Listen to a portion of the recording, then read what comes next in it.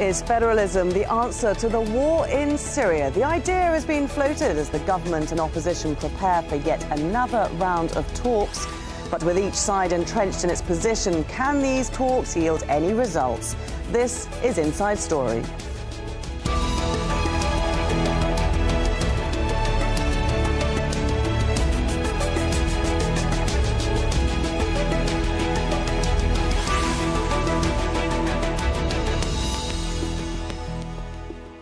Hello there and welcome to the programme. I'm Laura Kyle. Yet another round of Syria talks begins in Geneva on Monday as we mark the 5-year anniversary of the civil war. And after talks earlier this year failed, UN envoy Staffan de Mistura is hoping these negotiations will go more smoothly. Both sides have confirmed they will attend, and the idea of federalism is being talked about as one potential solution, which might make sense when you take a look at this map. Syria is clearly divided, with no one group holding a majority of the countries. And if the parties agree to federalism, then the lines practically draw themselves. Here we have Syria's Kurdish people. They hold this territory here in blue, and they've already agreed to consider the idea. Kurdish leader Salah Muslim said, "What you call it isn't important. We have said over and over again that we want a decentralised Syria. Call it administrations, call it federalism. Everything is possible." Now, President Bashar al-Assad has also indicated that he might be open to federalism. Right now, his troops hold less than 20% of the country. There you can see it in orange. In an interview last September, he said that if the Syrian people support federalism, then he will support it too. If there are certain groups or sections in Syria which have demands, they should be tabled within the national framework and in dialogue with Syrian political forces. When the Syrian people agree on taking steps of this kind, which have to do with federalism, autonomy, decentralisation, or changing the whole political system, this needs to be agreed upon by the Syrian people, and consequently amend the constitution. This is why these groups need to convince the Syrian people of their proposals. In that respect, they're not in dialogue with the state, but rather with the people. When the Syrian people decide to move in a certain direction and to take a certain step, we will naturally approve it.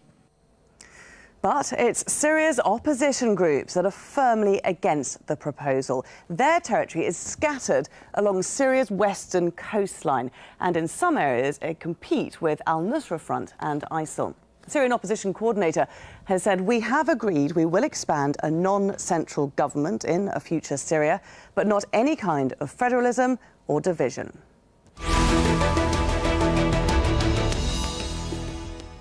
So plenty to talk about, and we'll examine this idea of federalism and then take a look at whether Geneva 3 will even get around to addressing this issue.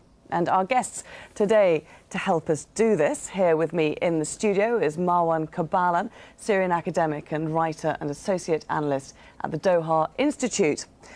In Beirut, Maha Yahya, acting director of the Carnegie Middle East Centre. And in London, Julien Barnes-Dacey, Senior Policy Fellow in the Middle East and North Africa Programme at the European Council on Foreign Relations. Welcome to all of you. Julien, first of all to you, because you raised this idea of federalism last week on this show, on Inside Story. How do you think it would work? What might a federal Syria look like? Well, I think it's the only option on the table today, which is effectively devolving, decentralizing powers away from Damascus in some capacity, giving the regime authority over the areas it controls, but effectively granting autonomy, local rule to rebel-held areas and putting an end to the sieges and the attempts to wrest back control of them. So it's a loose model that tries to keep the country together. It concedes the fact that there won't be a strong central state going forward, that there's no chance of a deal between the sides that would mean a unitary government.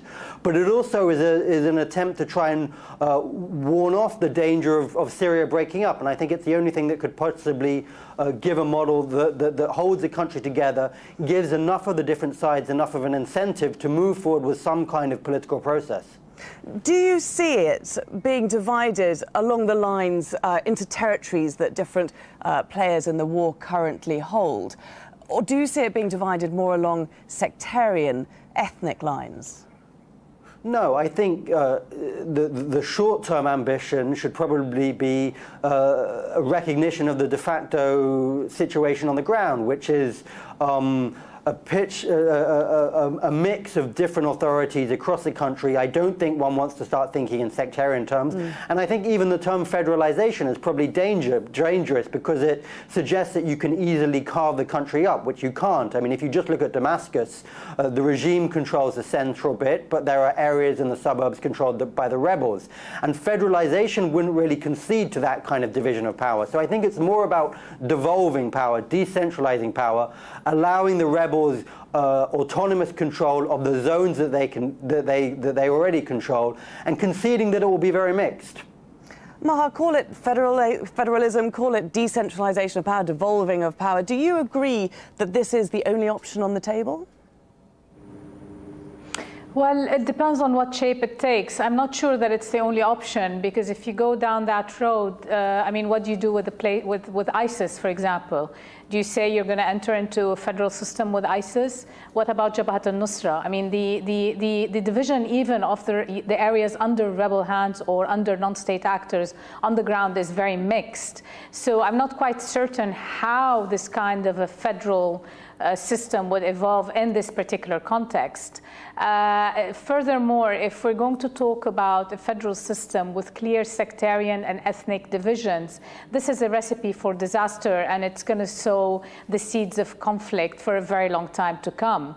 When federalism has been brought up in the last few weeks, it's been very much in the context of a national dialogue, of a national discussion, but it's not clear, again, who are the partners, who are the clear partners, who are able not only to sit around the table and talk, but who also hold territory on the ground and are able to concede power both at the table but also on the ground. And of course that will be raised in Geneva 3, and we will come to that a little more later in the discussion. First of all, Marwan, I want to bring you in, because as a Syrian, do you favour this idea of federalism, or call it what you will, let's just say the division up of Syria? Well, I think most Syrians, I would say, believe that federalism might be the first step towards partition. And it might be, as Maha has just said, it might be a recipe for a disaster in the country. And I think if the Syrian people are allowed actually to express their opinion on federalism, I think most of them actually would say no. And I don't think that federalism is the only solution to this crisis, because if we keep Syria one united country and then we have a democratic government where everybody can express itself and elect its own representative government, I think that would be the best solution, I mean, to this whole conflict. And I think if the Syrians during the Geneva talks agree actually to this the transitional government or the body, I think that might make things easy to move into that direction. But I think the very idea of federalism, because here also it depends very much on what you mean by federalism. If you mean that if you are going to give more authority more power to local authorities here and there, I think most people would agree to that. But federalism is something that most people would be skeptical about, because people have been talking about this even in Iraq, and I think when they think of it, actually, especially when Joe Biden actually suggested that a few years ago, they would think that maybe, I mean, we are going towards partition rather than keeping the country as one unit and integrated. Okay, Julien, when you talk to people about this idea, how would you calm fears that this doesn't mean the partition, the absolute division of the country? There's two issues there. One is that obviously the ideal solution would be a unitary transitional government, some kind of democratic movement forward. But the reality on the ground is that there is going to be no agreement in Geneva over that. Assad is not going to budge, and the opposition are going going to continue demanding that he be removed before they move forward. So that's not an option.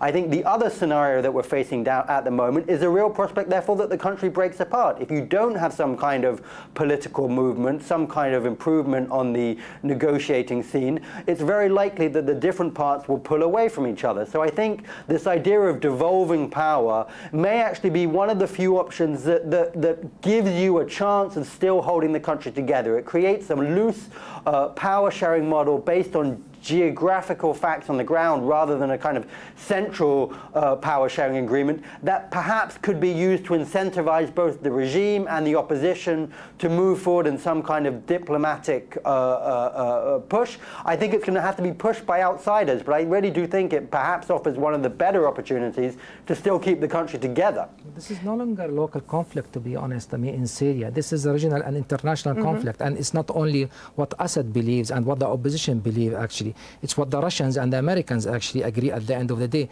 And I think what they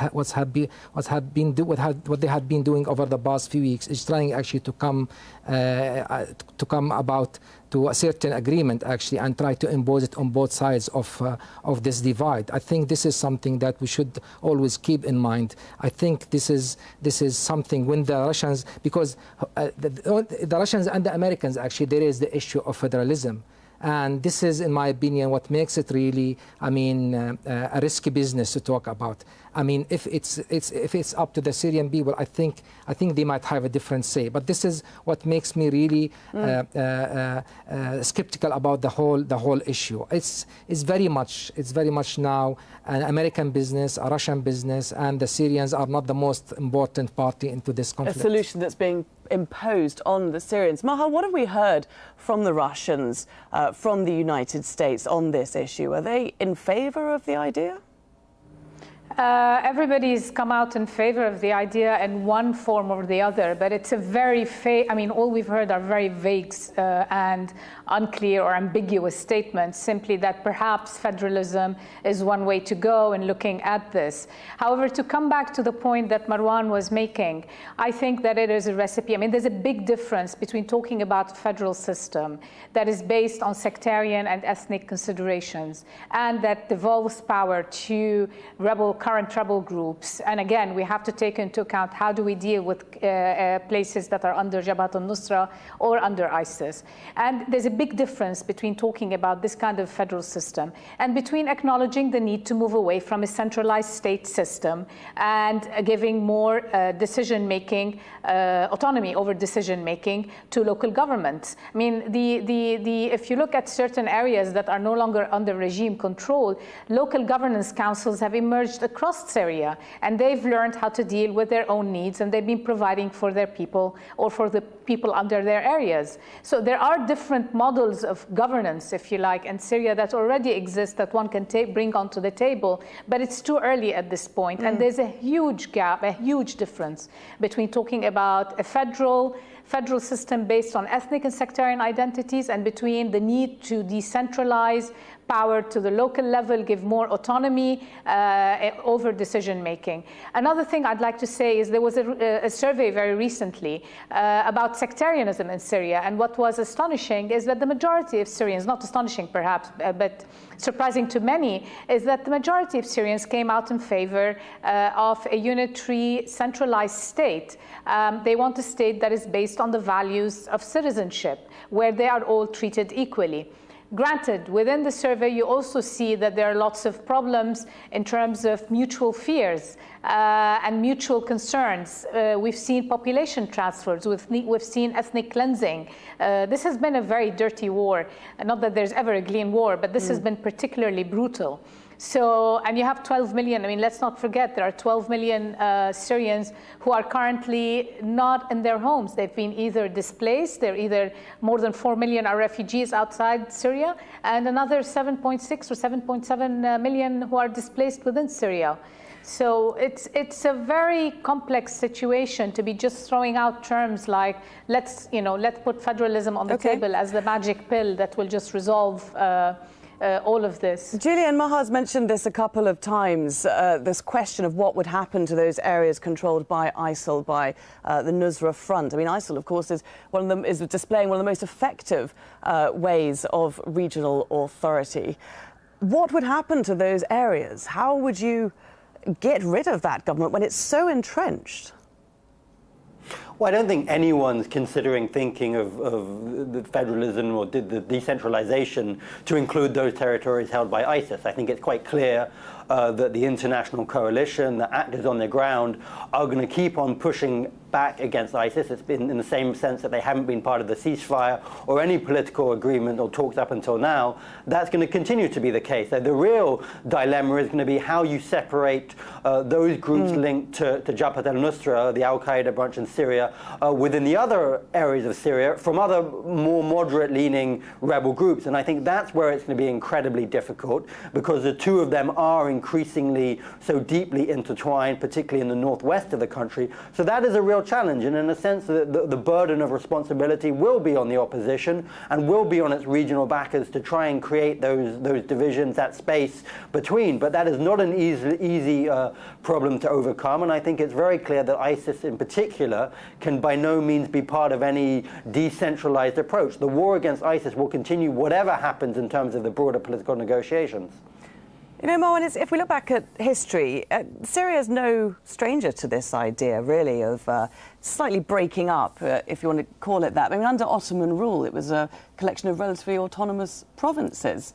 They were diverse provinces, but it was only when the French came along that, of course, they made it more centralised. Could you not see a return to that kind of system? Absolutely, and this is why people hate really hearing, I mean, this word coming from New York, London, Paris, and these capitals, because they think that this is another colonial design to divide the country even further, because most Syrians believe that this country has already been divided, in fact. I mean, when you talk about Greater Syria into different countries, and when people now start talking about even dividing the divided, the already divided, I think that brings to the memory of Sykes-Picot Agreement of 1916, and this is why people feel really uneasy about the word federalism when they hear it coming actually from the mouth of John Kerry or Sergei Lavrov. Let's move the discussion forward a bit. Geneva 3 starting on Monday. Do you think this issue is even, Maha, going to be raised tomorrow or this week, or are we starting to run before we can walk here? I think we're starting to run before we can walk. I'm not sure it will be raised, frankly. I think it's far too early to raise something like this. You need to get to even an agreement that there will be a transitional government. And I don't quite see that the move is even going in that direction at this point. Julien, what then do you think will be discussed at Geneva 3?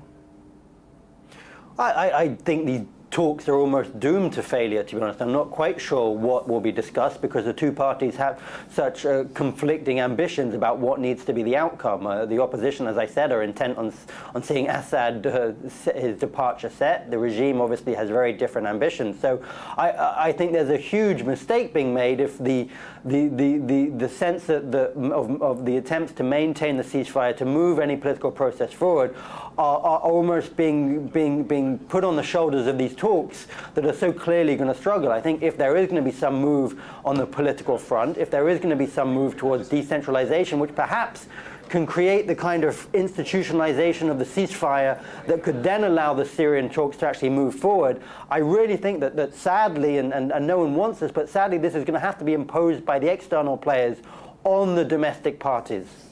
Marwan, what do you make of that? Well, I think for me, as I said before, this is no longer a local conflict in Syria, and I think the regional and international powers, they have a great influence over the local parties to this conflict. And I think if the regional and international powers, they agree actually to push the parties, I mean, towards a solution, I think they can make progress. But maybe it's too early to expect any tangible results, but also it's too early to call it a failure. So you don't think that they are doomed to failure, like Julien No, I don't think so. I think the Russians, they want now, after they actually become the real power broker in the country, after their military intervention, I think they are desperate to make the point that they can actually hold the key to solving the Syrian crisis. And this is what they have been actually trying to convince the Americans. And I think the Americans, they bought this argument to an extent, in my opinion. OK. Maha, there's one group, isn't there, that's, again, missing from these talks, the Kurds. They're pretty key in this conflict. They hold huge parts of northern Syria. Why are they not at the table? Well, for a number of reasons. I mean, putting them at the table would upset Turkey for once. And it will just, I mean, it will basically mix the whole possibility of moving forward on the talks amongst the different trouble groups. So, I mean, again, I agree with your guest that the possibility of having, Julien, with the possibility of these talks moving forward at this point are really almost nil. However, I do think that Russia is very interested in showing some, I mean, for the Russians already, they've made quite a considerable gain. It's now become a joint operation between them and the US. So they are interested in beginning to show some political moves or some political gains out of these talks. However, I don't think we will see it happen in this particular round. OK. I mean, Julien, the big stumbling block always has been the fate of Assad. How much leverage do the Russians have over the Syrian president? Well, I think they have a considerable amount of leverage, but they're not prepared to use that to see Assad gone. Assad is a symbol of the investment that they've made in Syria. If he was to be pushed out by them, they would be seen in some senses as a Western success. The Russians have said that they will consider the question of Assad, but down the line, and I think they're very clear that for the moment, he has to be part of any political process. But as the other guests have said, the Russians do have significant interest in Syria today. They've exerted leverage in terms of the ceasefire that we've seen, which has been quite remarkable in terms of an 80% or so decrease in violence. That has very much been imposed on Assad. Assad didn't want that. He wanted to push on with the military fight, thinking that he could win it with Russian backing. So I think we have seen the Russians deploying their influence, and it can now be deployed in other political means. And I think the Russians are looking for some kind of political solution, of which something like decentralization might suit their needs. Marwan, the Assad remaining part of the political process, do you think most Syrians are coming round to that idea? No, I don't think so. I mean, if this crisis is actually to come to an end, I think Assad must leave at a certain point in the future, because there will be no stability in this country. I mean, don't forget, more than 400,000 people have already been killed, and this regime, the head of this regime, is mainly responsible for that. So I don't think stability will come to Syria as long as this man is in power. I think he must go at a certain point in the future. But the question Everybody is when, knows isn't that. it? When is he going to go? I think we have now resolution 2254, which says actually that we should have elections in 18 months after the formation of a government, of a unity government in Syria. I think that is the span of his political life, if everything goes according to plan. That is my opinion. But of course, Maha, we had the Syrian foreign minister saying we refuse to even talk about presidential elections at these talks.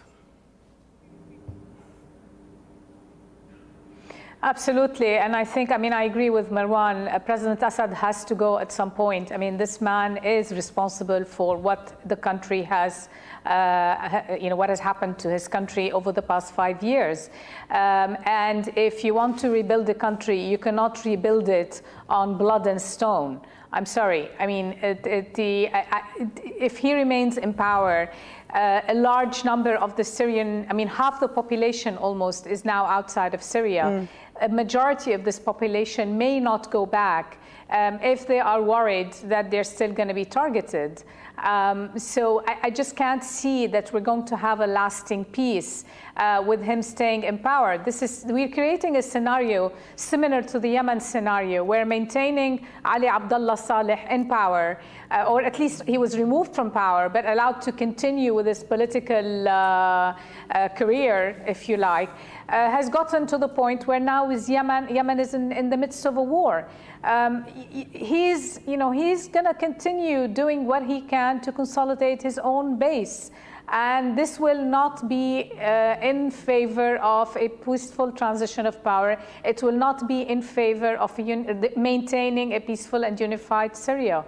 It's just impossible. It's too, they just don't come together. So not much optimism, it seems, for this round of the Geneva talks. We'll, of course, be keeping an eye on them as they unfold this week. Many thanks to all our guests for joining us here in this discussion today. Marwan Kabalan, Maha Yahya and Julien Barnes-Dacey. And thank you, too, for watching. You can see the programme again anytime by visiting our website. That's aljazeera.com. And for further discussion, just go to our Facebook page. That's facebook.com/AJ Inside Story. And you can also join the conversation on Twitter, our handle @AJ Inside Story. From me, Laura Kyle, and the whole team here, bye for now.